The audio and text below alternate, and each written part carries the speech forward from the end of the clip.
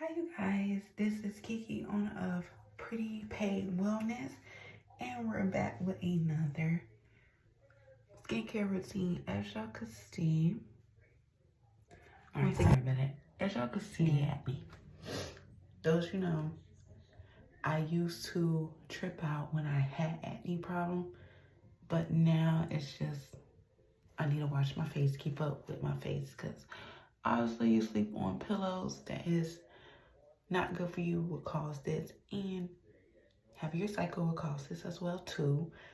So without further ado, we're gonna get into my skin routine. Okay.